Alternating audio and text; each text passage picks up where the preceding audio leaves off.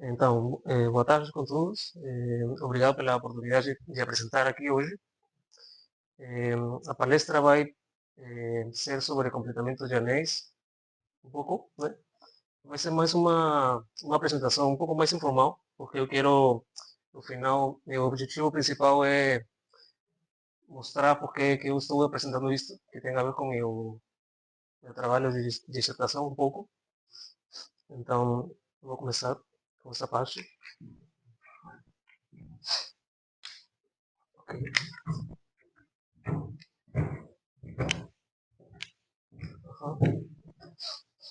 Então, todo mundo lembra que é um anel, né? Um anel, né? Basicamente um conjunto com duas operações com algumas propriedades importantes, né? Eu vou trabalhar com anéis comutativos, com identidade. Vai ser um anel comutativo, né? E nesse anel eu vou pegar um ideal. Vou pegar um ideal próprio. E a ideia é que eu vou definir uma topologia usando esse ideal. Não. Vou pegar um nulo também. Então, a ideia é que eu vou gerar vou definir um conjunto que vai gerar uma base para uma topologia. Né? O conjunto vai ser esse aqui. Eu vou considerar os conjuntos dessa forma. Vou gerar um elemento do anel. Né? E N é um entero positivo. Okay. Isso vai definir, esta forma uma base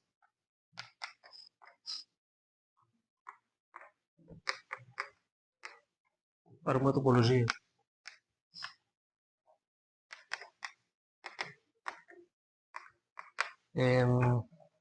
Vai ser chamada topologia iádica.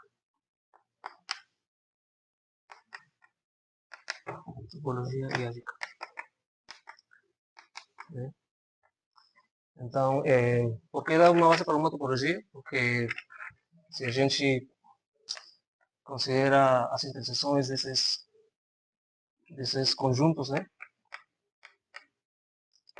Se eu considero assim uma interseção desse tipo,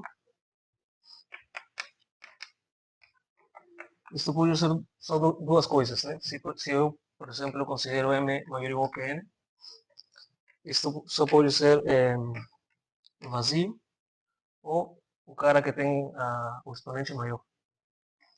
Tá?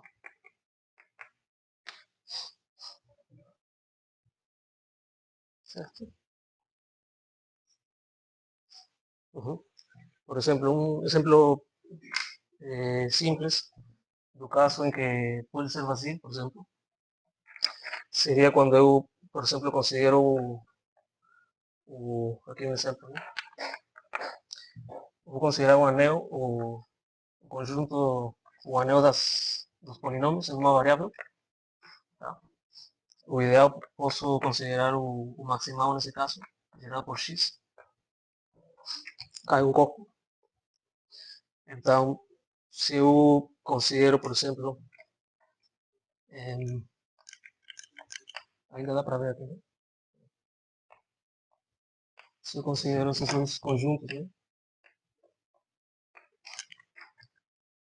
Estou pegando o 1 do anel, né? 1 mais esse ideal e esse ideal só. Esses dois são disjuntos, né? Então, é um exemplo simples.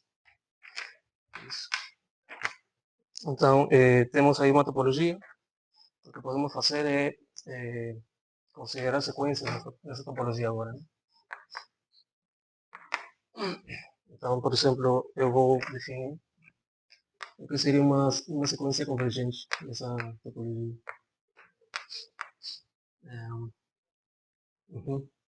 Estou pegando uma sequência, isso converge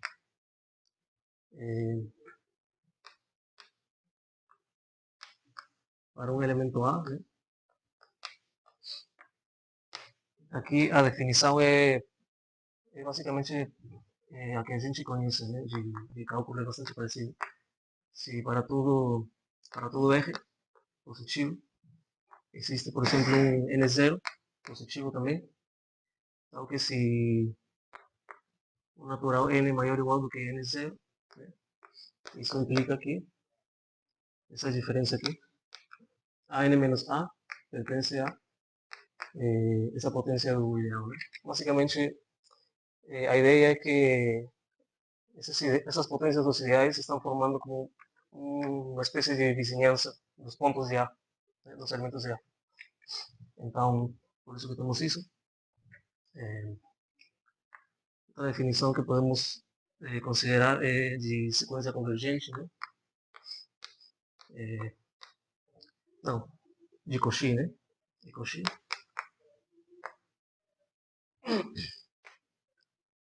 Se, nesse caso, mesma coisa, né? Para todo R positivo, existe um N0. Então, que se eu pego quaisquer inteiros positivos maiores ou iguais que N0, isso tem que implicar que essa diferença aqui pertence a essa potência, né? Do ideal. Sim? É isso. Uma coisa importante é que, por exemplo, só quando a topologia é Hausdorff se pode garantir que o limite é único, né? Isso vai acontecer quando as interseções das potências são iguais, são o ideal zero, né? Isso vai acontecer. Então, por exemplo, só para conseguir ver exemplos particulares, né? Ter uma ideia, né? Por exemplo, um exemplo de sequência de Cauchy pode ser uma sequência constante, né? As sequências constantes,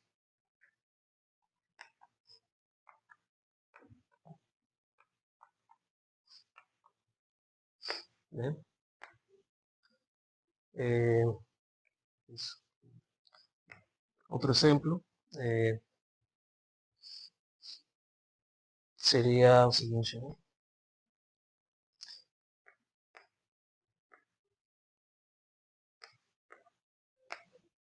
Por exemplo, essa sequência aqui, né?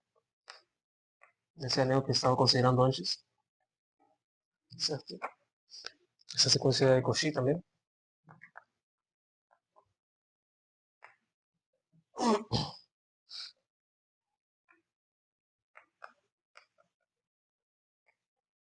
Essa também é de Cauchy.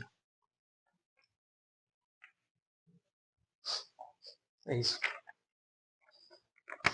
Então, depois disso, uma sequência não Cauchy, por exemplo, também poderia ser a seguinte, né?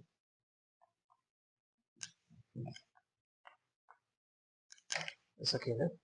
Quando eu considero o ideal como sendo o ideal geral por 2 nos inteiros, né? Essa é não Cauchy.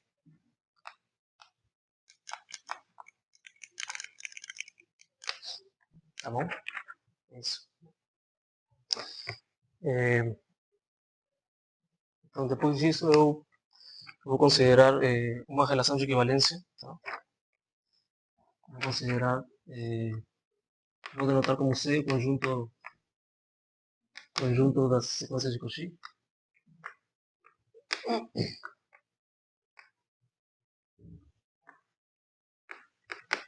Uhum. E eu vou pegar dois elementos aí.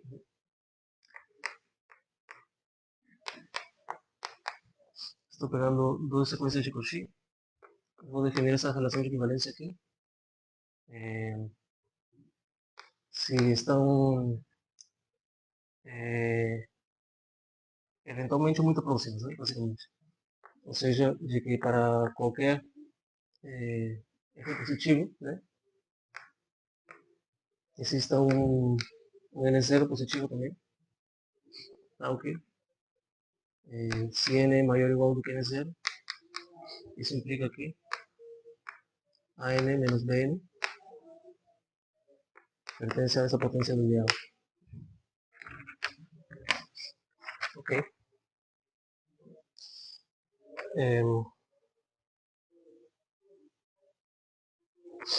uma observação interessante é que quando eu tenho uma sequência constante, né, a gente se pode perguntar se eu tenho uma sequência constante, quais seriam as sequências que são equivalentes com ela, né?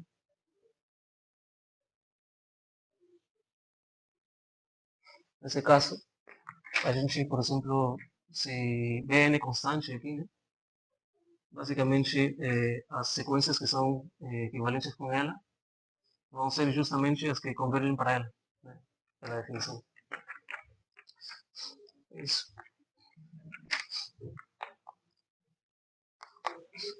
Eu vou definir esse conjunto aqui.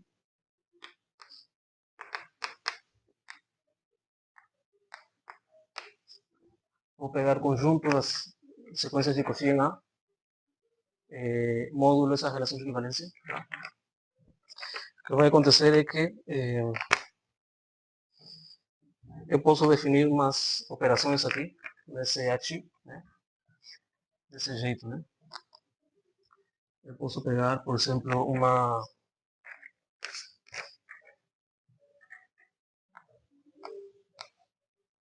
eu vou denotar assim os elementos de ativo, né? Eu posso definir assim.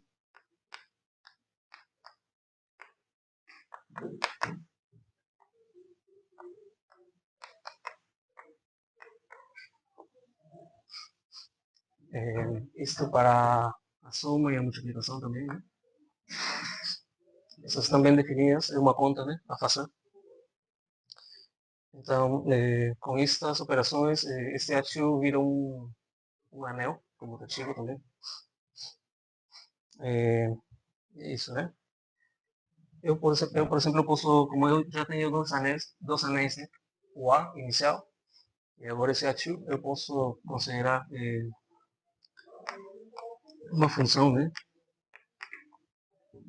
Assim, desse jeito. Aqui eu levo um elemento de A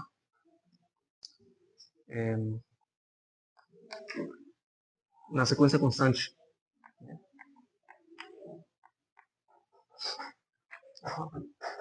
Esse é um homomorfismo de anéis.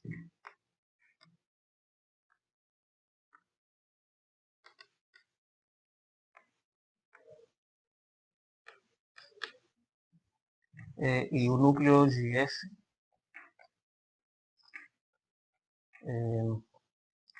é exatamente a interseção das potências do ideal. Tá?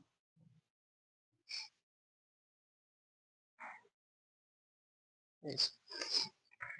Então agora eu vou considerar, aqui somente se considera a definição de completamento de um anel, tá? Que é via limite inverso.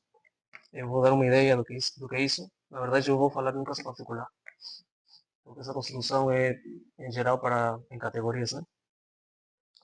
Então, por exemplo, eu vou considerar, vamos olhar primeiro, por exemplo,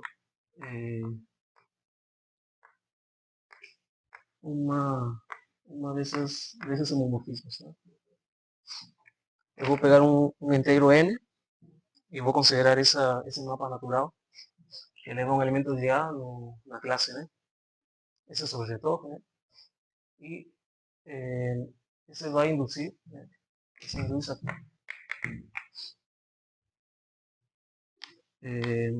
Um homomorfismo de anéis também aqui, de um quociente para esse aqui. Sempre que essa potência seja maior do que n, né? Maior ou igual do que n. Porque vai estar contido no núcleo dessa aqui, né? Então vai ficar bem definido. Eu vou chamar essas de φmn, tá bom? Vai estar definida do jeito natural. Leva uma classe na classe, né? Na outra classe.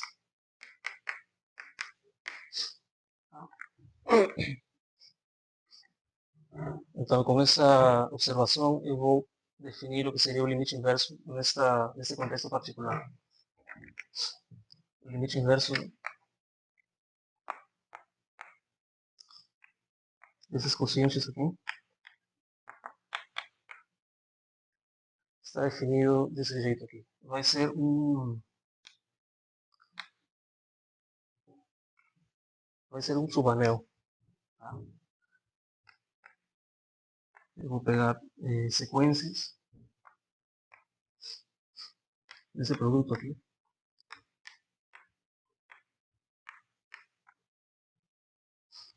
Tá bom? Com a seguinte propriedade. Se eu pego o φ mn,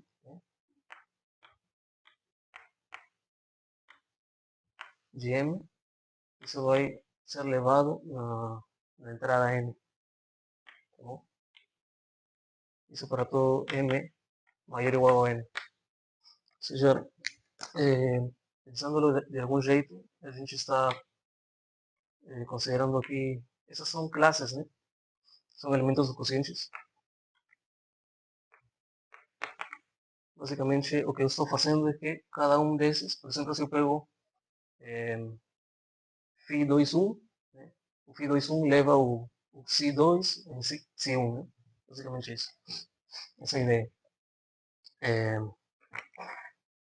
Pelo jeito que está definido, eu vou fazer uma observação que cada um desses elementos do limite inverso vai induzir, vai me permitir construir uma sequência de Cauchy desse jeito.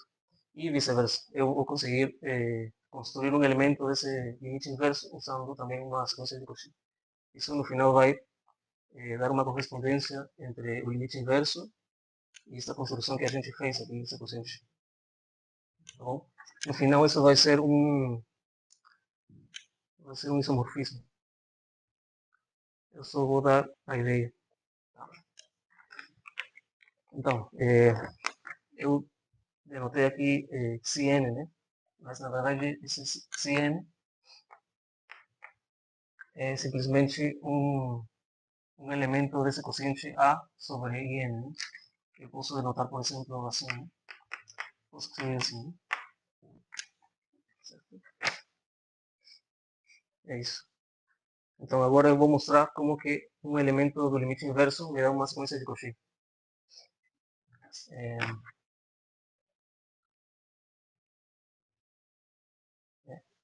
Então, se eu pego, por exemplo, se eu considero a definição mesmo, né? Esses elementos satisfazem essa propriedade. Né? Então, por exemplo, se eu faço isto, né?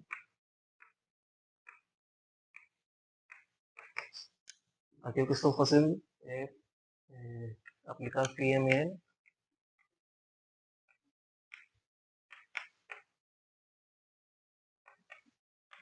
né? Agora, pela definição de φmn, que está dada aqui, isso basicamente leva a classe na outra classe. Então, isso vai ser AM mais IAN. Né? Uhum. Isso. Só que esse cara aqui vai ser Cn também. Só que Cn estamos denotando desse jeito aqui. Um elemento assim. Ou seja, no final eu estou achando que AN mais IAN é a mesma coisa que AN mais IAN. AM mais IAN. Né? Ou seja, no final das contas, estou encontrando que essa diferença pertence a essa potência de I. Né? Para qualquer M maior ou igual que N. Ou seja, estou provando que estou encontrando uma sequência de Cauchy. Certo? Isso é uma parte da construção da correspondência. Né? Estou pegando um elemento do limite inverso, construindo uma sequência de Cauchy. Agora, reciprocamente, né?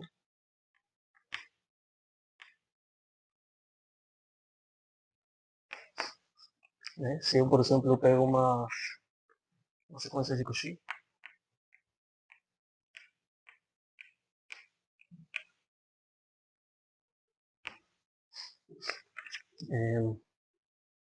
Eu posso considerar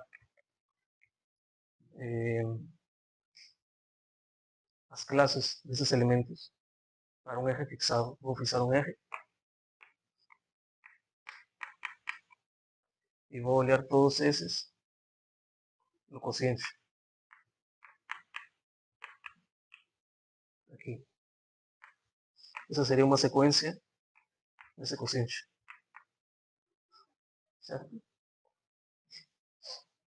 A ideia é que o fato de ser Cauchy vai garantir que essa sequência é eventualmente constante. Isso faz sentido? Dá para ver isso? Porque eventualmente, ou seja, dito em palavras, vão estar muito perto para n suficientemente grande.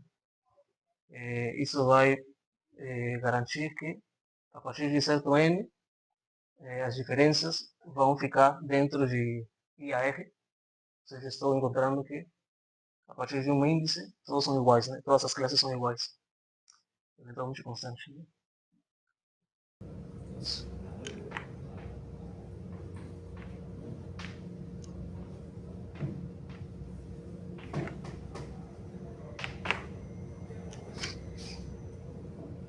Então, se você fixa o R, isso não acontece?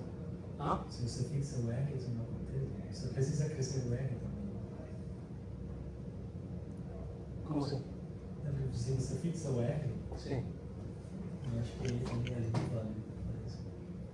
Ou seja, eu estou fixando o R, essas classes são eventualmente constantes aqui. Ou seja, essa sucessão, essa sequência, variando n, é eventualmente constante. Porque, como esse cara de Cauchy, existe um n0, né? Então, se n é maior ou igual do que n0, isso implica que m e n, né? Então eu tenho isto. Para esse R que eu fixei. Ou seja, a partir de certo índice, as classes são as mesmas. Isso é o que estou querendo dizer.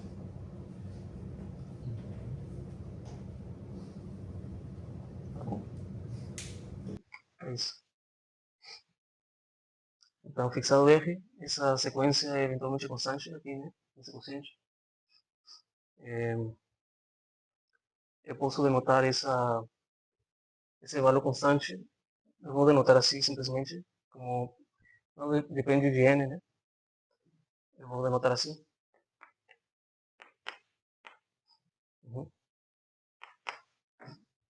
Então agora eu vou considerar que estou conseguindo um elemento em cada uma desses quocientes. Então eu vou construir a sequência com esses elementos. Né?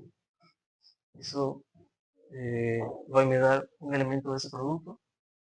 E o que eu vou fazer é verificar que essa igualdade vale. Né? Então eu considero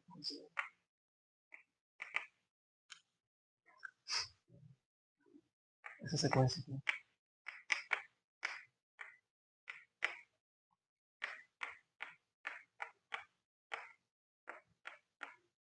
Tá bom? Isso. Deixa eu fazer uma pergunta. Por que você não pega simplesmente o menor cita e volta? Por que não funciona isso? O qual? Aquele cita n igual a classe do n no i potência n. Por que você não pega assim? Por que não funciona? Lá em cima, em cima. Aqui? Isso. Porque você quer dar a volta, né? Se você já tem uma sequência de Cauchy, tá? Você vê a classe dele no i potência n e você cria a sequência que letra é essa? Cita sub n. Por que não funciona ver que essa sequência está no limite inverso?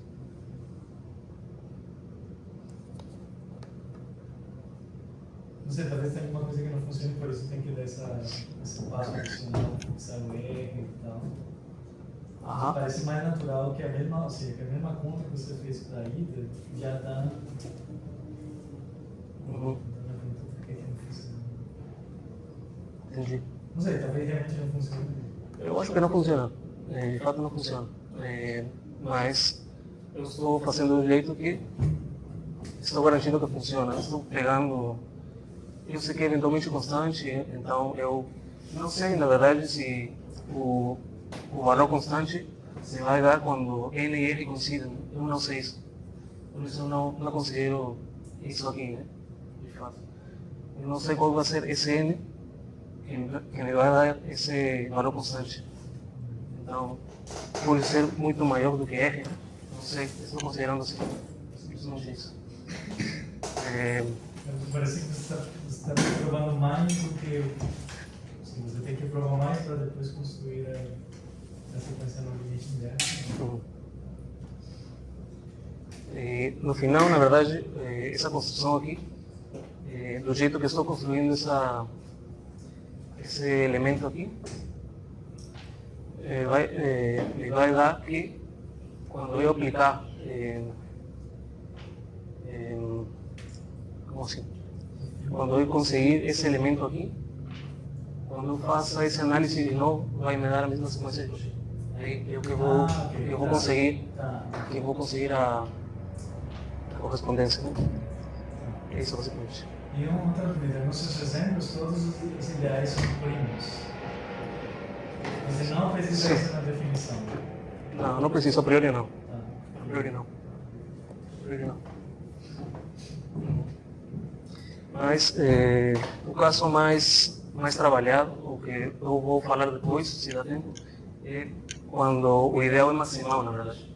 Quando o anel é local. É só um ideal maximal. Esse é o caso mais importante para o que eu vou falar depois. Então, considero isso, né?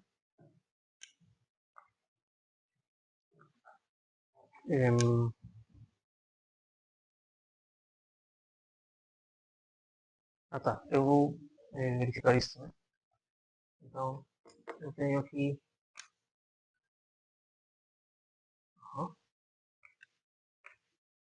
Certo? Vou considerar esse elemento aqui, a imagem desse elemento.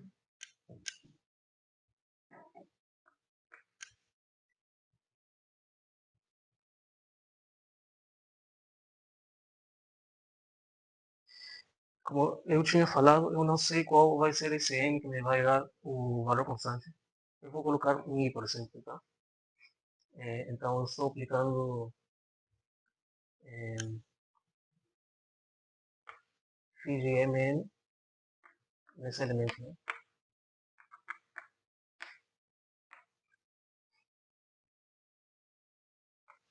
Acho que eu poderia pular essa parte, mas tá bom. A definição de phi mn é levar classe em classe, né? Aqui estou considerando essa classe agora em n, né? Segunda potência.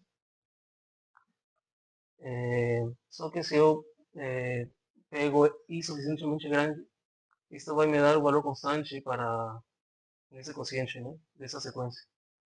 Então isso vai ser alfa infinito mais n. Se eu pegar i suficientemente grande, né? Certo? Então isso faz com que a igualdade seja válida, né? É isso. Tudo isso quando m é maior ou igual do que n.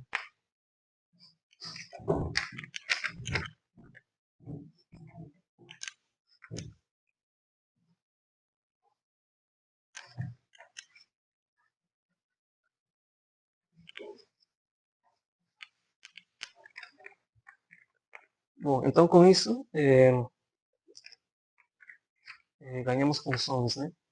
Do ativo para o limite inverso em ambas direções, né? Por essas construções é uma conta a ver que são inversas uma da outra, né? Então temos uma correspondência.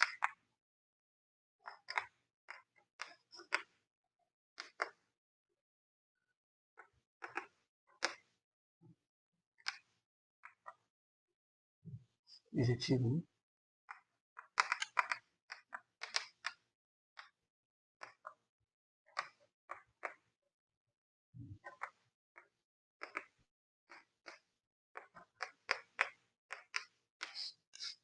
E na verdade, isso vai ser um isomorfismo de, de grupos topológicos, pelo menos.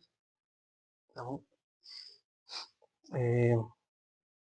Um exemplo clássico, eu não vou por vasos, vou dar exemplo, é que, por exemplo, o completamento desse anel que eu considerei aí, de polinômios, né?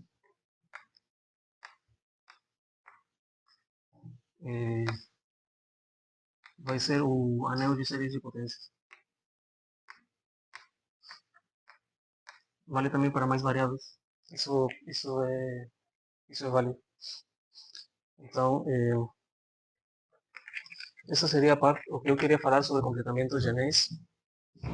Como eu falei, a parte que eu queria falar era sobre como isso se aplica no que eu estou estudando. Eu estou estudando um artigo eh, que fala de derivações. Quanto tempo tem? Não, não. Quanto falta?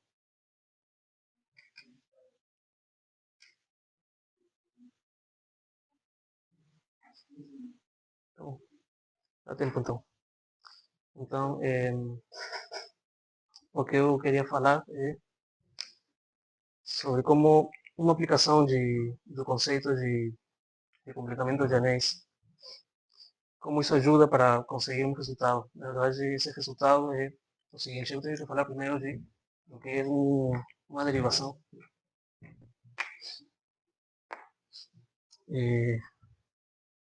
Eu vou pegar um anel de novo, comutativo, né?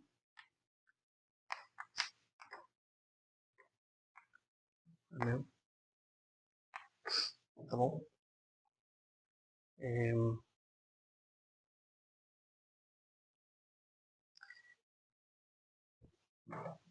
Vou considerar uma álgebra. Vou considerar cá um pouco. No contexto já do artigo, vou pegar características de K igual a zero. Tá? Vou considerar A um K domínio.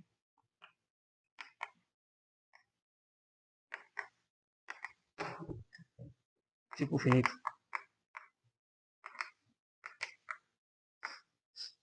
Uhum. Isso significa que A como anel é um domínio, certo? E é uma álgebra de tipo finito, né? Ou seja, no fundo estou fazendo isso aqui, né? A vai ser o inconsciente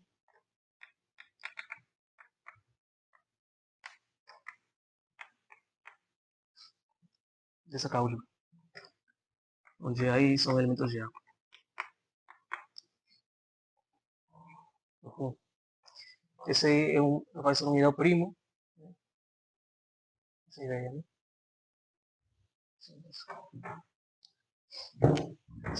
Então, eu preciso definir o que é uma K-derivação em A. Uhum.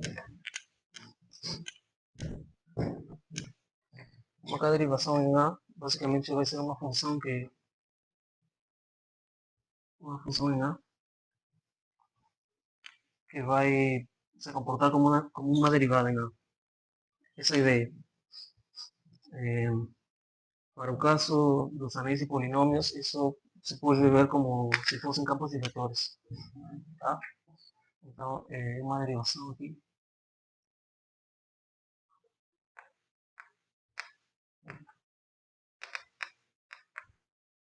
Uma K-derivação.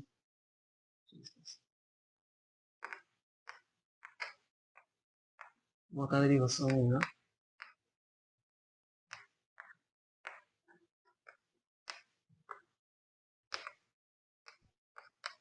Vai ser um morfismo de K módulos. Uma função de A que satisfaz as seguintes propriedades. Né? Três propriedades. Primeiro que seja linear, né? Separe as somas, né?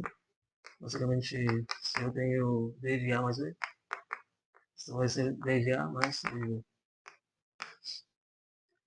Se eu tenho uma escalar multiplicando um elemento de A, a escalar sai, né?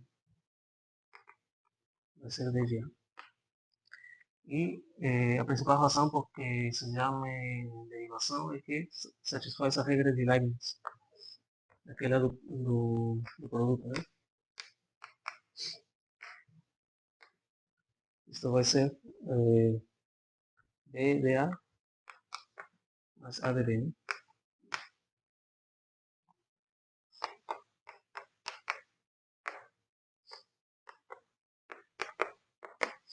Isso. Essa seria uma K-derivação em A. O conjunto das K-derivações em A se denota assim. Tá bom? Então, o resultado principal do artigo que estou estudando diz que se eu tenho uma família de K-derivações em A,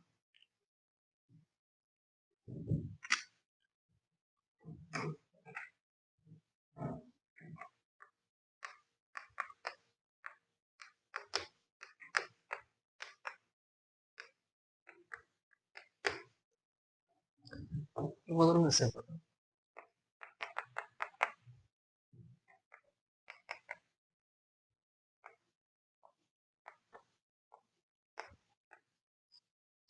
Se eu pego esse anel, por exemplo, uma derivação é, por exemplo, a derivada parcial com respeito a x, também com respeito a y, essas são derivações em A.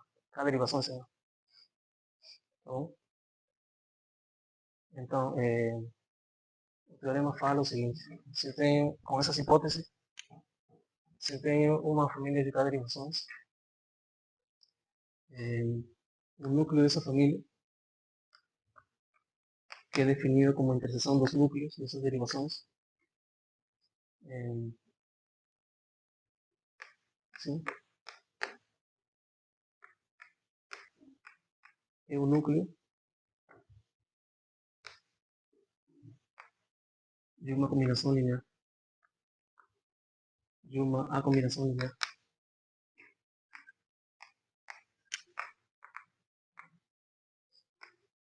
De elementos dessa família.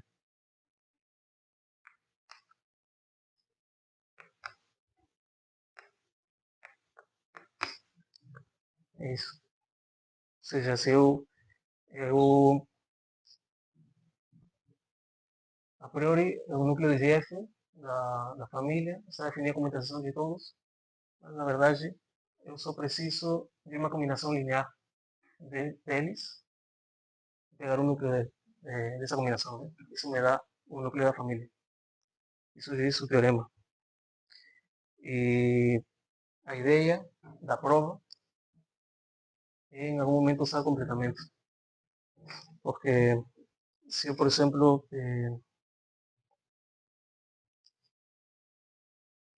isso, né? Aqui no K domínio, a ideia é encontrar um ideal maximal de A. Este resultado es de Felipe Bonet.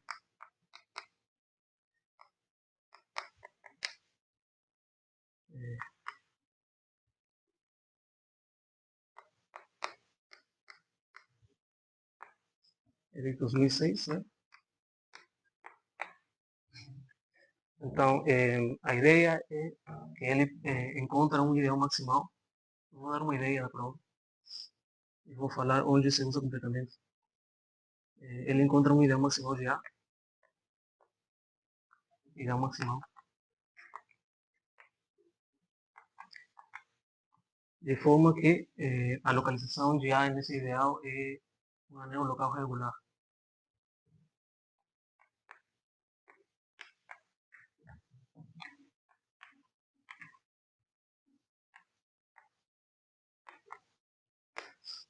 Eu esqueci de falar que, antes disto, ele faz uma redução desse problema, desse teorema, para o caso em que eu tenho duas derivações só. Isso eu esqueci de falar aqui. Faz uma redução primeiro aqui. Ele reduz a esse caso aqui. quando a família só tem duas derivações e existem dois elementos em A,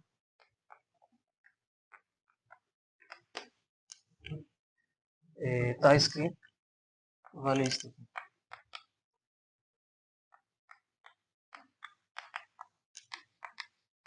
Delta de crônica, né? Temos isso e, além disso, que a interseção dos núcleos é o corpo.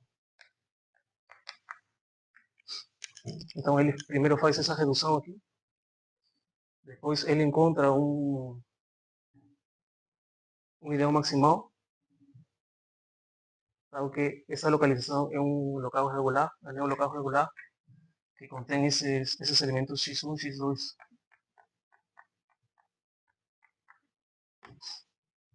É isso.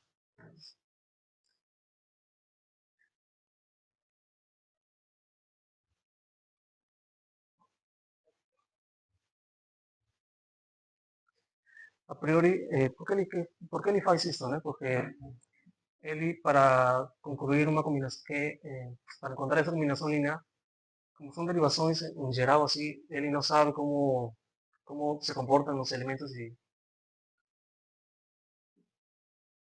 Ele não sabe como se comportam essas derivações nos elementos de A. Então, o que ele vai fazer é passar o problema para um anel de séries de potências com, com um sistema de parâmetros bonito, né? Que ele consiga achar uma cara bonita para essas derivações. Basicamente, essa é a ideia. Ele vai passar o problema para um anel de séries formais, onde essas derivações têm uma cara bonita. Ou seja,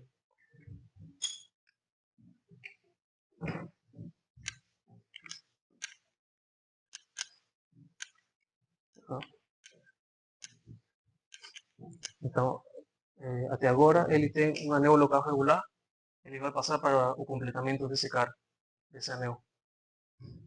Ele vai considerar R o completamento desse anel. E aqui tem um teorema que basicamente garante que esse cara é isomorfo a um anel de séries formais. Tem um teorema que se chama, é uma consequência do teorema de estruturas de Cohen, que fala que se você tem um anel local regular completo, que no nosso caso, né, o completamento preserva essas propriedades aqui. Então, um anel local regular completo que contém um corpo, contém um corpo K. Nessas hipóteses, ele é isomorfo a um anel de séries formais, onde D é a dimensão de Q do anel. Tá bom? Isso.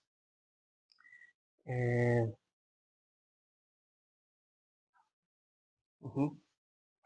Ele consegue isso e depois, usando esses elementos do maximal, x1 e x2, ele estende isso para um sistema de parâmetros novo. Ou seja, ele consegue escrever esse anel de séries formais como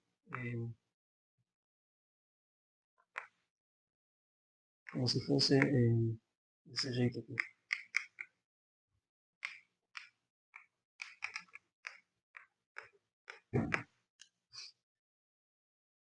Esse é um sistema de parâmetros no sentido que vai gerar o ideal maximal desse anel de séries formais ainda. Isso é o que dá a intuição de que vai ser como um sistema de coordenadas novo, basicamente. Nesse novo sistema, essas derivações D1 e D2 têm essa cara nova. D1 vai ser como derivar com respeito a x1, né? E D2 vai ser desse jeito aqui. Derivar parcial com respeito a x2 mais x1 multiplicado por uma somatória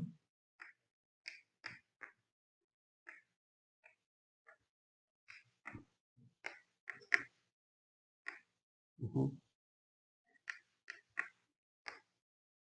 Aqui os AI são seres formais. Né?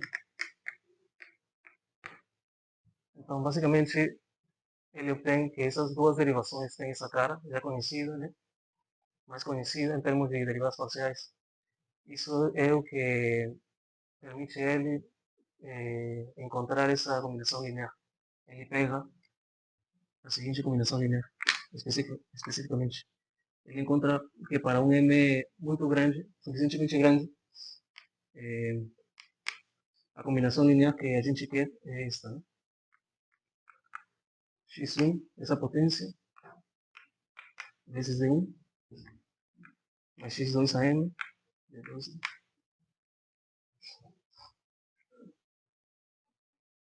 Então, basicamente, isso é o que eu queria explicar. Basicamente, para obter essa combinação linear, foi fundamental passar o anel de séries formais, porque a gente consegue sacar a borrita, né? Por isso o completamento é tão importante nessa prova, desse artigo. Isso eu queria falar para vocês. Obrigado.